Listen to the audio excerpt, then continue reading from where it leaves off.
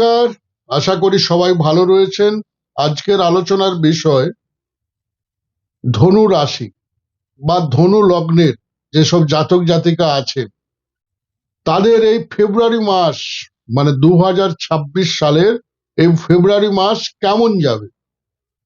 কেমন যাবে তাদের শরীর স্বাস্থ্য, কেমন যাবে তাদের অর্থনৈতিক ব্যাপার, কেমন যাবে তাদের সন্তান ভাগ্য, কেমন যাবে তাদের প্রেম ভাগ্য, কেমন যাবে তাদের ব্যবসা ভাগ্য, কেমন যাবে তাদের বিবাহিত জীবন, কেমন যাবে তাদের সন্তানের উন্নতি, কেমন শত্রুতা, ঝুট ঝামেলা, মামলা মোকদ্দমা, ঋণ, সমস্ত ব্যাপার, আধ্যাত্মিকতা, ভাগ্য উন্নতি, কর্মপ্রাপ্তি, সমস্ত ব্যাপারে জানতে পারবে।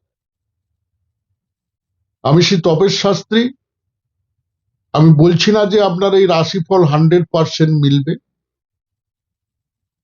কিন্তু আপনার জন্মছকে বর্তমানে জন্মছকে যেসব গ্রহ নক্ষত্র গোচরে রয়েছে সেইভাবে যদি আপনার গ্রহ নক্ষত্র পীড়িত থাকে তাহলে অতি অবশ্যই আপনার সঙ্গে কিন্তু সেই সব সুবিধা বা অসুবিধাগুলো যেগুলো আমি বলবো সেগুলো মিলতে বাধ্য।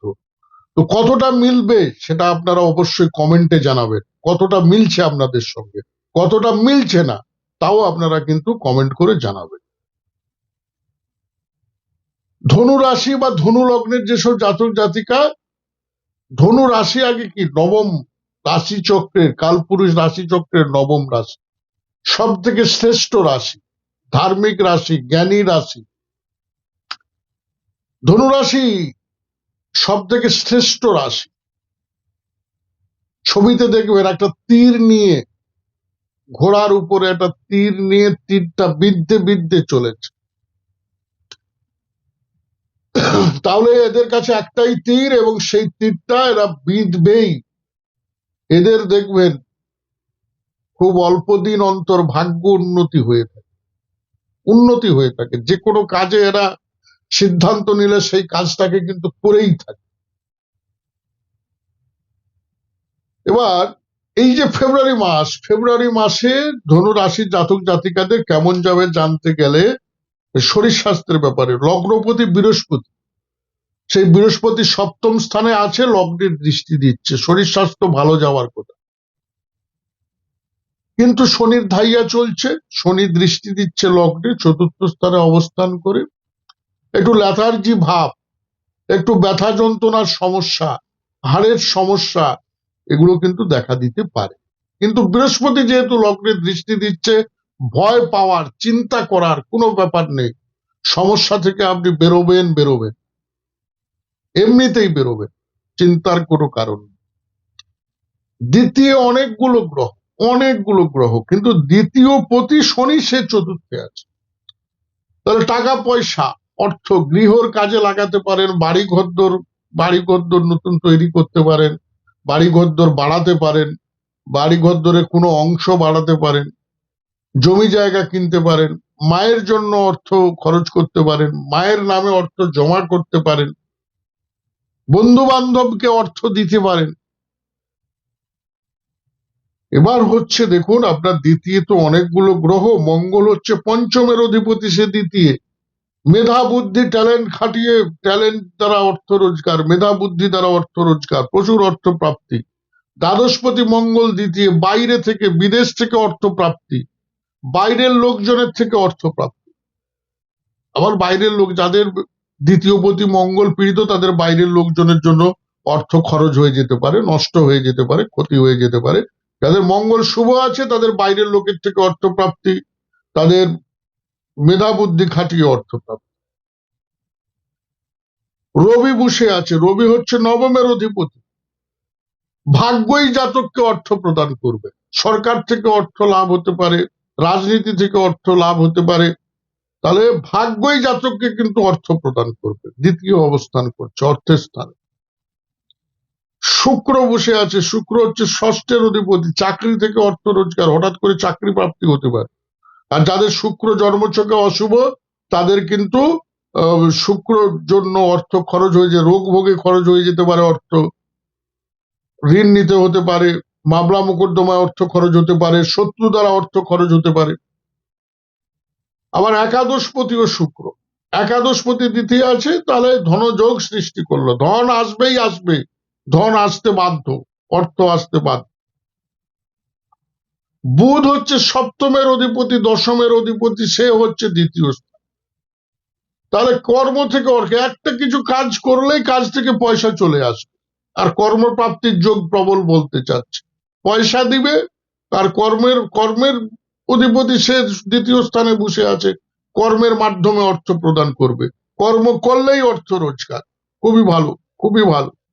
সঙ্গে কেউ অবস্থান করছে সপ্তমের অধিপতি, ব্যবসা থেকে প্রচুর অর্থ রোজগার, স্ত্রী হতে অর্থ রোজগার, স্ত্রী হতে অর্থ লাভ, স্বামী হতে অর্থ লাভ। স্বামীও অর্থ রোজগারে সহযোগিতা করতে পারে, বা স্বামীর একটা এমন বুদ্ধি দিল অর্থ চলে আসতে পারে, স্ত্রী এমন একটা বুদ্ধি দিল অর্থ চলে আসতে পারে, স্ত্রীর কথায় অর্থ আসতে পারে, স্বামীর কথায় অর্থ আসতে পারে। মানে বিভিন্ন দিক থেকে অর্থ আসার জায়গা, অর্থ বিভিন্ন দিক থেকে অর্থ আসবে। দ্বিতীয় অনেক বিভিন্ন রকম খাওয়া দাওয়া হবে, বিভিন্ন দিন বিভিন্ন রকম খাওয়া দাওয়া চলতে থাকবে, প্রচুর রকম খাওয়া দাওয়া হবে। দ্বিতীয় অনেকগুলো গ্রহ, বিভিন্ন রকম আইটেম খাওয়া দাওয়া।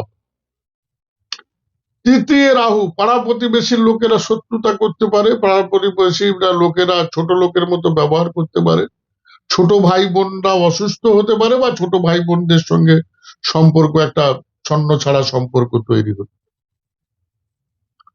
চতুর্থে শনির অবস্থান, শনি হচ্ছে চতুর্থে দ্বিতীয় পতি, তাহলে সেই ঘর বাড়ি কাজে তো অর্থ লাগাবে, কিন্তু বাড়ি ঘরদোর ফাঁকা হয়ে যেতে পারে। শনি হচ্ছে বাড়ি ঘরদোর ফাঁকা করে দেয়, কাজ করবে, বাড়ির লোকজন সদস্যরা বাইরে চলে যেতে পারে, মৃত্যু দিয়ে ফাঁকা করে দিতে পারে। শনি হচ্ছে গৃহবাড়ি ফাঁকা করে দেয়। ষষ্ঠে শনির দৃষ্টি আছে, প্রথমে শত্রু তৈরি করবে, শত্রু তৈরি করে শত্রুকে আবার কিন্তু শনি কিন্তু শেষ করার চেষ্টা করবে। দশমে শনির দৃষ্টি আছে, কাজকর্ম যতটা স্পিডে পাওয়া উচিত, যতটা তড়িঘড়ি পাওয়া উচিত, ততটা হয়তো পেয়েও পাওয়া হলো না, দুদিন দেরি করতে বলতেছে, কিছুদিন ওয়েট করতে বলতেছে, পেয়ে যাবেন, চিন্তার কোনো কারণ নেই। দশমপতি চতুর্থে আছে, ভালো আছে। না, দশমপতি চতুর্থে ভুল বললাম, দশমপতি হচ্ছে আপনার বুধ, সে বুধ হচ্ছে আপনার লগ্নে আছে, তাহলে কাজকর্ম আপনি পেতে বাধ্য। দশমে হচ্ছে শনি বসে আছে, লেট করাবে, দেরি করাবে, বাধা প্রদান করবে, কিন্তু পাবে। আর শনি কোথায় দৃষ্টি দিচ্ছে? আর শনি দৃষ্টি দিচ্ছে আপনার লগ্ন, দশম দৃষ্টি আপনার লগ্নে দিচ্ছে, আপনার মধ্যে লেথার্জি ভাব সৃষ্টি করবে, আপনাকে ব্যথা যন্ত্রণার সমস্যা দিবে, আপনাকে একটু কষ্ট প্রদান করতে পারে, আপনাকে স্ট্রাগল করতে হতে পারে, আপনাকে যুদ্ধ করতে হতে পারে, কিন্তু অর্থ আসবে, অর্থ আসতে বাধ্য বাধ্য, চিন্তা নেই। আচ্ছা, চতুর্থে শনি তো বললাম, একটু গৃহবাড়িতে অশান্তিও প্রদান কিন্তু করার সম্ভাবনা রয়েছে, কারণ চতুর্থে শনি, শনি মানেই যেখানে সেখানেই কিন্তু একটু অশান্তি বিরাজমান করতে পারে, মন মেজাজ ভালো না যেতে পারে, মানসিক শান্তির অভাব যেতে পারে, মায়ের শরীর স্বাস্থ্য নিয়ে সমস্যা দেখা দিতে পারে, মায়ের সঙ্গে সম্পর্ক নিয়ে সমস্যা দেখা দিতে পারে। পঞ্চমপতি তো বললাম প্রেমের অধিপতি, সে দ্বিতীয় আছে, প্রেম হওয়ার সম্ভাবনা ভীষণ প্রবল, প্রেম আসার সম্ভাবনা ভীষণ প্রবল, প্রেমিক থেকে অর্থ লাভ হতে পারে, প্রেমিকা থেকে অর্থ লাভ হতে পারে, মেধা বুদ্ধি খাটিয়ে অর্থ লাভ হতে পারে, ভালো জায়গা আছে। ষষ্ঠপতি চাকরির অধিপতি দ্বিতীয় আছে, ভালো বেতনের চাকরি লাভ, ভালো অঙ্কের বেতনের চাকরি লাভ হওয়ার সম্ভাবনা ভীষণভাবে প্রবল। সপ্তমে বৃহস্পতি বিবাহ প্রদান করতে পারে, বিবাহ হওয়ার যোগ, যেসব জাতক জাতিকাদের বিবাহ হয়নি তাদের বিবাহ হওয়ার যোগ, ব্যবসা বাণিজ্য বৃদ্ধি হতে পারে, ব্যবসা বাণিজ্য বাড়তে পারে, কারো একটা ব্যবসা আছে সে আরেকটা ব্যবসা বাড়াবে, আর যার দুটো আছে সে তিনটে ব্যবসা করবে, চারটে করবে, ব্যবসা বৃদ্ধির যোগ, ব্যবসাতে সফলতা প্রাপ্তির যোগ, বিবাহের যোগ। মন মেজাজ ভালো যাবে না, মানসিক অশান্তি, মাসের প্রথম দিকটায় মানসিক অশান্তি, মানসিক টেনশন, মানসিক দুশ্চিন্তা, হঠাৎ করে কোনো মানসিক যন্ত্রণা, মানসিক কষ্ট দেখা দিতে পারে, হঠাৎ করে মায়ের শরীর স্বাস্থ্য নিয়ে প্রবলেম হতে পারে। নবমে কেতু, ভাগ্যটাকে কেউ যতটা ভাগ্য উন্নতি হওয়া উচিত, যতটা ভাগ্য থেকে অর্থ পাওয়া উচিত, ততটা প্রাপ্তির ক্ষেত্রে বাধা হতে পারে। কোনো গুপ্ত শত্রু গুপ্ত ক্রিয়া করে ভাগ্য উন্নতি আটকে রাখতে পারে, কোনো গুপ্ত শত্রু গুপ্ত ক্রিয়া দ্বারা আপনার ভাগ্য উন্নতির পথে ক্ষতি করে রাখতে পারে। নবম স্থানে কেতু রয়েছে, আপনার নবম ভাগ্যের জায়গা, কিন্তু উচ্চশিক্ষার জায়গা বাধা, এমনি উচ্চশিক্ষার জায়গা বাধা প্রদান করতে পারে, কিন্তু রিসার্চ মূলক কোনো উচ্চশিক্ষা হলে সে বা পিএইচডি মূলক কোনো উচ্চশিক্ষা হলে সেখানে কিন্তু সফলতা প্রাপ্তি করবে, বা জন্মস্থান থেকে দূরে বা বিদেশে যদি শিক্ষা লাভ করতে চান সেখানের জন্য কিন্তু ভালো কিন্তু হবে। কর্মের জায়গা তো ভীষণ ভালো বললাম, কর্ম থেকে অর্থ লাভ, ভালো কর্মপ্রাপ্তি যোগ, ভীষণ ভীষণ ভীষণ ভালো। দশমপতি আপনার বুধ, সে দ্বিতীয় স্থানে। একাদশপতি হচ্ছে শুক্র, শুক্র হচ্ছে আপনার দ্বিতীয় স্থানে। কিন্তু ষষ্ঠপতি রোগ ভোগে কিছু অর্থ ব্যয় করিয়ে দিতে পারে, খাবার দাবার খেয়ে রোগ ভোগে পড়তে পারেন। আর শ্বশুর বাড়ির সঙ্গে শ্বশুর বাড়ির কেউ রোগ ভোগে ভুগতে পারে, বা শ্বশুর বাড়ির সঙ্গে কেউ ঝামেলা লাগিয়ে দিতে পারে। এইসব বিষয়ে সাবধানতা অবলম্বন করা উচিত। আধ্যাত্মিকতার ক্ষেত্রে নবম স্থানে কেতু আছে, যারা আধ্যাত্মিক পথে যেতে চান তাদের আধ্যাত্মিক পথে যাওয়ার জন্য ভীষণ ভালো সময়। হয়তো টুকটাক কিছু বাধা আসতে পারে, কিন্তু এই সময় আধ্যাত্মিক পথে গেলে কিন্তু আপনার জীবনে কিন্তু অনেক বাধা বিপত্তি কেটে যাবে, অনেক সমস্যা থেকে আপনি বেরিয়ে আসতে পারবেন। দ্বাদশপতি তো আপনার দ্বিতীয় স্থানে, দ্বাদশ বাইরের লোকজনের থেকে অর্থ রোজগার, এটা কিন্তু ভালো হবে। শিক্ষার ক্ষেত্রে যারা পড়াশোনা নিয়ে আছেন তাদের পড়াশোনার ক্ষেত্রে কিছুটা বাধা প্রদান হতে পারে। যাদের বুকের কোনো সমস্যা আছে বা হার্টের কোনো সমস্যা আছে তাদের ক্ষেত্রে কিছুটা প্রবলেম হতে পারে। পড়াশোনায় ছেলে মেয়েরা বা অমনোযোগী হতে পারে, কারণ চতুর্থে শনি অবস্থান করতেছে। যাদের ছেলেমেয়েরা, যেসব ছেলে মেয়েদের ধনু লগ্ন বা ধনু রাশি তাদের বলছি, তাদের হচ্ছে যে আপনার শনি যেহেতু চতুর্থ স্থানে গিয়েছে, পড়াশোনায় অমনোযোগী, মায়ের অবাধ্য, ঘরের বাড়ির কথা শুনছে না, এরকম ব্যাপারটা কিন্তু দেখা দেওয়ার সম্ভাবনা। বাদ বাকি পঞ্চমপতি তো ভালো আছে, পঞ্চমপতি মঙ্গল ভীষণ শুভ আছে, সেই শুভ হচ্ছে আপনার দ্বিতীয় স্থানে আছে।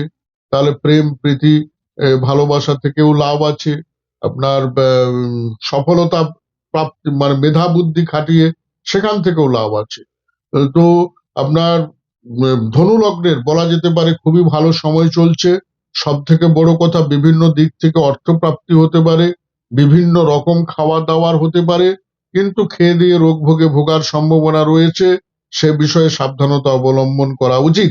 এবার আপনাদের এই যে বিচার কতটা আপনাদের সঙ্গে মিললো, আপনাদের জীবনের সঙ্গে মিললো, অতি অবশ্যই কমেন্ট করে জানাবেন।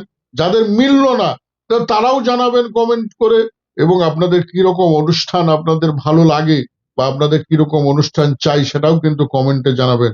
আর যাদের জন্মছক একদম পারফেক্ট ভাবে বিচার করে নিতে চান, পুঙ্খানুপুঙ্খানু ভাবে কি আছে কি নেই, কবে পাবেন কবে পাবেন না, কবে হারাবেন, সমস্ত কিছু যারা জেনে নিতে চান তারা কিন্তু এই নিচে দেওয়া একটা হোয়াটসঅ্যাপ নাম্বারে কিন্তু আপনারা কিন্তু যোগাযোগ কিন্তু করতে পারেন। তো ভালো থাকবেন, নমস্কার।